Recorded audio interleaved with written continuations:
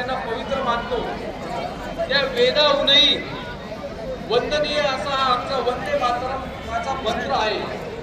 कारण हा मंत्र या माऊलीच्या भारत देशाच्या स्वतंत्रतेसाठी त्यांनी बलिदान दिल्या त्या लाखो क्रांतिकारकांच्या भावनेमधून बलिदानामधून सिद्ध झालेला हा मंत्र वंदे मातरम आहे। म्हणून या मंत्राचं आपल्या सर्वांना अभिमान आहे। आज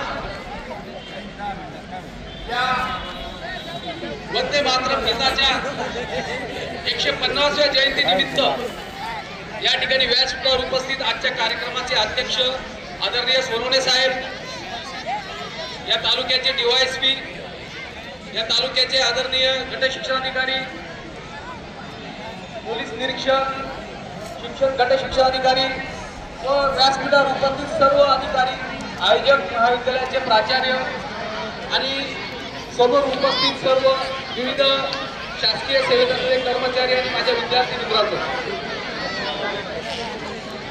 आपल्याला लक्षात असेल यापूर्वी अनेक विद्यार्थ्यांनी किंवा आपण अनेक महापुरुषांच्या जयंत्या पुण्यतिथ्या साजरे केलेल्या आहेत, परंतु हा एक युनिक कार्यक्रम कुठल्याही एका गीताची जयंती साजरी होते हे फार मोठं त्या ठिकाणी मित्रांनो। एखाद्या गीताची जयंती साजरी होणं म्हणजे त्या गीताचं महात्मा आपल्याला त्याच्यात होतं आणि तेही 150 वर्षानंतर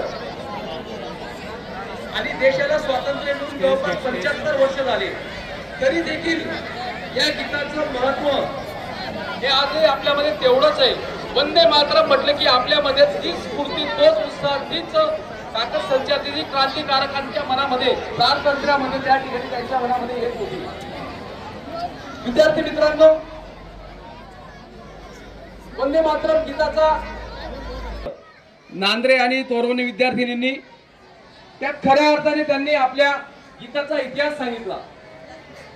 त्याच्यात फक्त मी राहिलेल्या 2 गोष्टी जोडेल, बाकीचा इतिहास त्यांनी त्या ठिकाणी सांगितला आहे की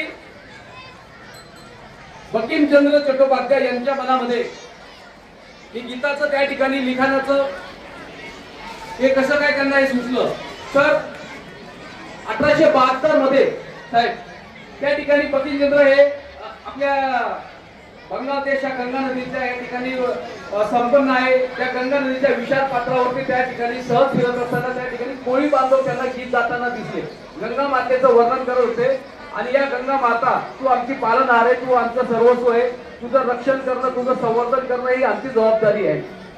आणि या गीतातून म्हणजे 1872